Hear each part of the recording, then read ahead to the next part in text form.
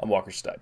Today we're talking about aliens because we need an interim topic. I'm going to give my little geometric unity, my magnum opus for the time being on empathy and the prevention of, or the dynamic multi-agent system that is at an equilibrium, which is a bit of a mouthful and important. I think it's really important. Thought about it for years, trying not to fuck it up, and I got a migraine. And not the kind of migraine where I was like, oh, I had a bit of a migraine, but like for a week.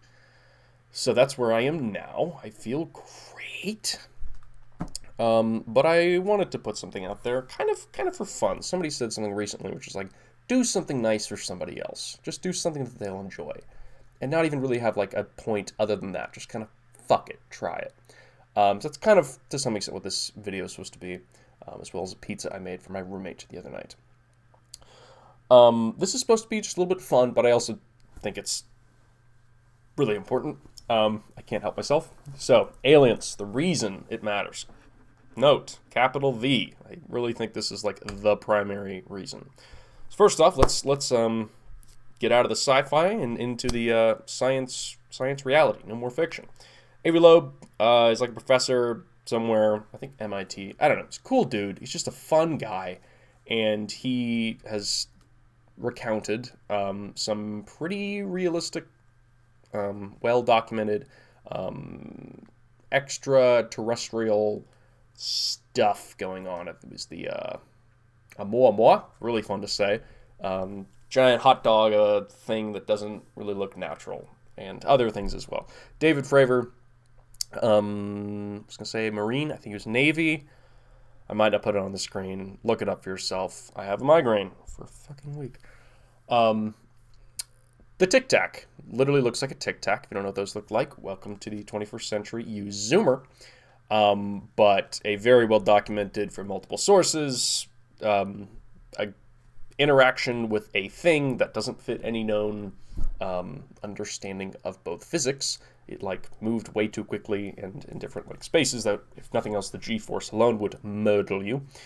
But just another example of somebody who's like very well reputed. Both of these guys are sort of real human beings, and in addition to their credentials, they just seem like just normal fucking human beings who, when they're like, yeah, no, I really saw it. We really had telemetry and da-da, you know, they're not getting anything out of this. It just, they seem like real people. That's my point. Less about the motives and just they seem like they're not trying to fuck you. So, let's start with our base rates, our priors. We, as in humans, this is a reference to our origin story of being monkeys. Hey, Mom. We are, what are we? Well, we have nothing. We have nothing of really unique interest to the universe. And I really mean that in the totality of our philosophy and mathematics and joke here about religion. Why would any God love us? I mean, come on, why?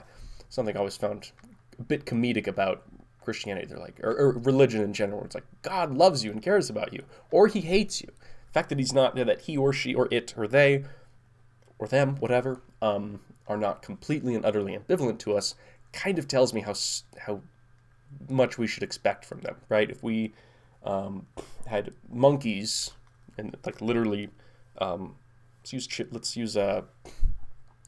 quokkas. Let's use quokkas. If quokkas were worshiping us, we'd be like, oh, these stupid animals. They actually think we're gods. We're not gods. We're evolved monkeys. So in a more to the point, why would aliens care about us? We have done nothing of note, and I mean nothing. Do you hear the sound of our greatness? Do you hear the sound of our reverberations throughout the universe? Neither do I.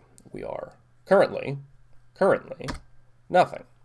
But what about the atom bomb? What about nuclear fission and potentially fusion weaponized? Are aliens going to be scared of this? I don't think so. But it might pique their interest, right? If you can develop nuclear weapons, if you're splitting the atom or fusing the atom, then it's not too far-fetched to assume that could kind of send out a bit of a alarm to the visible universe, or beyond. We're talking about faster than light travel here. It's kind of the primary interesting point about the Tic Tac UFO. So are aliens going to care that we have nuclear weapons? They're so destructive, aren't they? Aren't they destructive? No. In comparison to the rest of the universe, nuclear weapons are nothing. They're pea shooters, right? Recall that the sun is literally a fusion bomb going off all the time for the past, I don't know, billion and continuing on into the future billions of years. A long time, whatever the time scale.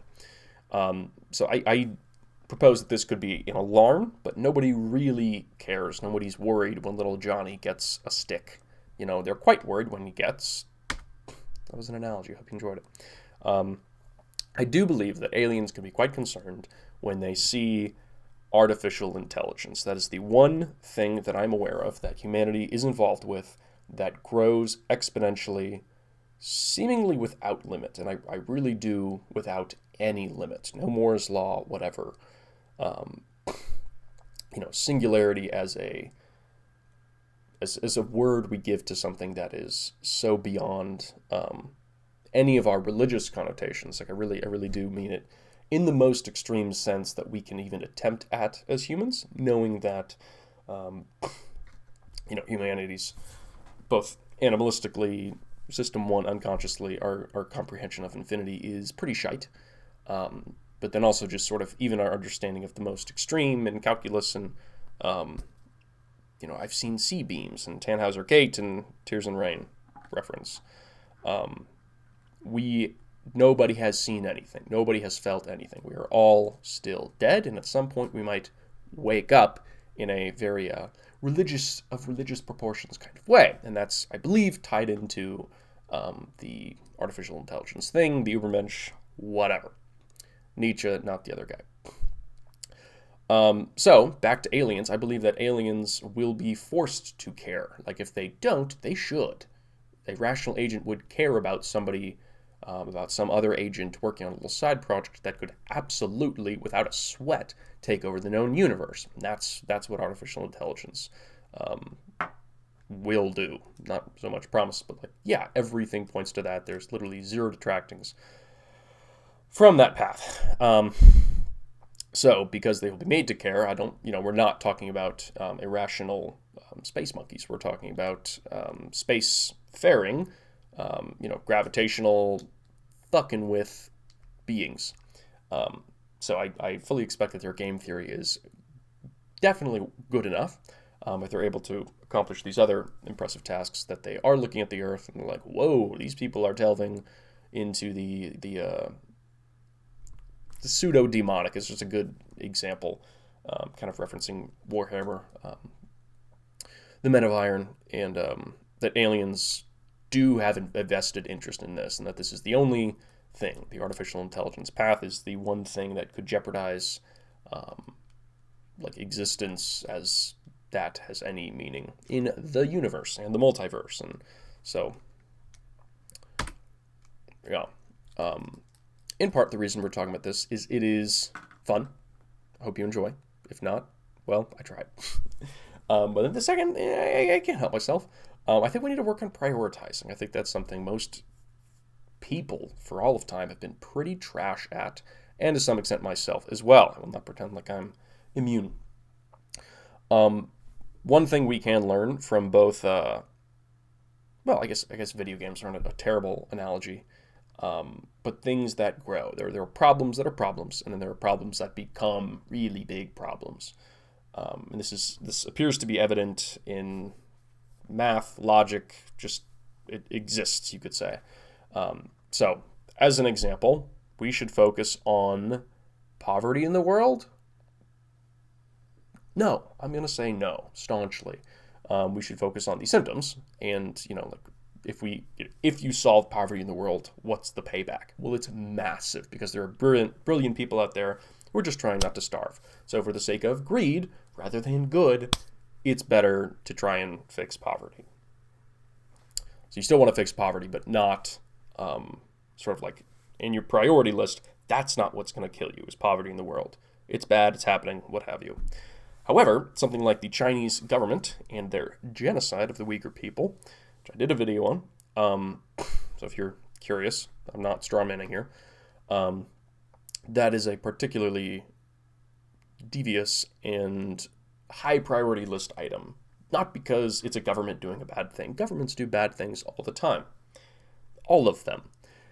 However, when it is the second most powerful institution, group of human beings ever in the history of the human race, and they're very intelligent and they're very powerful and wealthy and have great ambitions, when you see something like this, genocide, it's definitely seems to be the beginning and not the end. Yes, this is not the quote-unquote final solution. This is the preamble to the rest of the plans of the CCP. And even what we do understand is quite harrowing as far as their ideology. Listen to whatever, the section of 1984, The Death of the Self, and the filling, erase you and fill you with ourselves, whatever that phrase is. And then we've just other examples to not, hone in on one too strongly. Other things that grow, gain of function gene editing, that's creating a living thing. Viruses are living, fuck off. Creating a living thing, a virus or a bacteria, whatever, that has gained a function and then can self-replicate. That sort of self-replicating is a big thing, big feature. What's an example of something that's kind of similar to that and that I really don't think matters much at all and just shouldn't even be on our priority list? Designer babies. It's not the problem, guys. Is it kind of a problem? Do we kind of need... Yeah, a little bit, but let's be honest. Moms are going to be moms. Dads are going to be dads. They're going to care way too much about their children. They're going to do terrible things for the sake of little Johnny. What do you want? Come on. We could either be doing fucking awesome stuff or trying not to die. Designer babies, get a life. All right. Climate collapse is something that is happening, and I'm calling it climate collapse because it's not just the climate. It's not just it's multidimensional, and I think it should be discussed in that regime where you have this incredibly complex system. We are and have been changing it. Some of those ways are not entirely bad. Global greening is pretty sick. It's pretty cool. However, it appears that trend cannot continue, and a complex system is a one-way function, to reference the recent guy on Lex Friedman was talking about one-way functions. It's one of the most beautiful things in computer science, and I would wholeheartedly agree. Hello, hash functions. So climate collapse is a one-way function where putting it back together is not going to be easy. So that's higher on the priority list. What is low on the priority list? Random natural disasters. An asteroid could hit the Earth. Yes. Is that likely? No. So focus on something else. Solar flares, more likely. Also not that hard to prevent against. So that should probably be on there. Yellowstone could blow up. I don't know how likely that is. I think it's pretty unlikely. Hasn't in a while. So there's a bit of a precedent. But maybe we could do some seismology. All right. So my point is that some problems grow. This climate collapse thing, like it's accelerating, and not just the ice caps, but every Jenga piece in the structure of living species on planet Earth is irreplaceable, and you put more pressure on every other piece. So this problem is nonlinear, maybe exponential, maybe super exponential, whatever. I am very aware that we're talking about a lot of loss of life in this type of discussion. It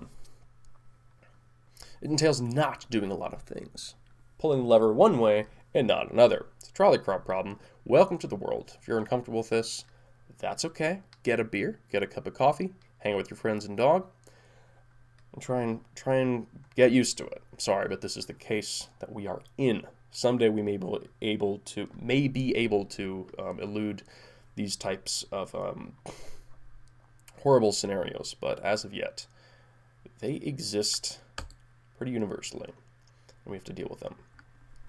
All dour, all down, da-da-da. Guess what? Rather than focus on the problems, you can also just focus on the solutions. Sometimes, in this case, I think you can. I think the answer is AI, as I have and will continue to ramble on about. America is pretty cool, and less about capitalism and more about free thought, and not free speech, but free thought, and really just that first principles, tabula rasa, starting from scratch and trying to get out there. Socrates is really what I'm talking about, rather than why not? Fuck it, why not? I was looking at Austin, Texas. I'm like, dude, keep Austin weird. I'm weird. Weird people are my shit. The Beetle people. And just there are so many amazing researchers and smart people out there doing cool stuff. So, and then a lot of these solutions grow exponentially. I mentioned computer science. Computer science is so cool because, for many reasons, but as far as the sales component, you make it once, you sell it a million times. That's not true for a loaf of bread. You got to make it every time. And there's a bit of like the fracturing your own soul and selling it on the internet via a YouTube channel, which I think is a pretty compelling, interesting thought. And then here's just a clip from another thing I did talking about there are some problems that are only problems, and there are some problems that are part of the solution. But pick some stuff that if it goes right could be amazing. George Hotz talks about this and it's fun. Okay. I will not stop there. Maybe you could make me, but please don't. Grow the fastest. Bleh. Grow the fastest and the largest. What do I mean by that? Well, it's complicated. We're going to get into it a bit next time with our good friend Nietzsche, John Conway, and the current living legend himself, Jan LeCun, because he's I just live in his shadow, which is frustrating, but not a bad place to be. He talks about I think self-supervised learning, the self. Okay. But there are different types of infinity, which is not, we did not just change subjects, they did the same subject. There are different types of infinity. There's your classic countable infinity, start from 1, go to 2, keep going. There's your uncountable infinity, the little in between bits, the first number between 0 and 1. Is it 0.9? Well, no, it'd have to be 0.99. You can never start counting because you can never get to 0.999. It's a type of infinity you can never reach, you can never count. That's George Cantor, who lost his mind. And then we have surreal numbers. I quite literally almost lost my mind really trying to understand these. I don't know how much of that was the lack of trees. I don't know. I was in New York. It was a time. I think these are so important, and the application of this number system has not really found a place yet. There's a professor in Adelaide, Australia, somewhere who's doing some cool stuff with making it kind of like a coding. It's not the point. Fuck off, Walker. Sorry. I think this is the backbone, sort of the dark matter of intelligence, as Jan refers to it as. We'll get into that next time. It's long, but my main point in this video is, to think about not only what matters, but what will matter. Sort of what's a good investment, what's a good payoff. AI, I am proposing, is the greatest. And that is because it most closely mirrors the function with the highest growth rate and growth potential. So not only do you want to pick so you have two things. They're both going to become infinite. Which is going to get there faster? AI is the answer. So surreal numbers is the largest type of infinity. I believe that it is fundamentally the closest to an AI type of surreal self, as I'm calling it. It's not simple. We'll get into it later. I could be full of shit. Please let me know. And then last little other example, which is above my pay grade and I don't have time, but quantum computers. I'm so excited. I'm so excited for quantum computers. Oh, I can't wait. So that the development of quantum computers by humanity could be something that aliens would be like, whoa, what you kids doing? Not fusion, it's just a star. But cool little was going to say cyberpunk, but much more steampunk. So I believe that's it. That is all. I hope that I feel better soon. I do not now. The world's not dead. We're here. Crystal and Sagar are people.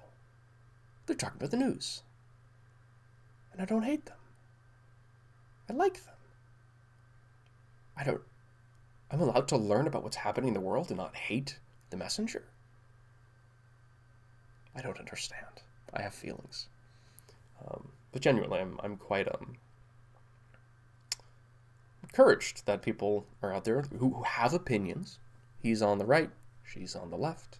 They don't necessarily agree. They're having a conversation. They are attempting to move forward. It's not left, it's not right, it's forward. Yang gang. I don't know much about Yang, but that idea is very compelling. And again, I don't give a fuck about politics, but I do give a shit about the person, group of people, whatever, the agents, steering the ship into a fucking wall when we could be steering the ship into the goddamn stars. So, just I'm heartened. Heartened? Is that a phrase? I'm excited. Okay. Goodbye. I want a catchy send-off. Become who you are at any cost. Even if it's a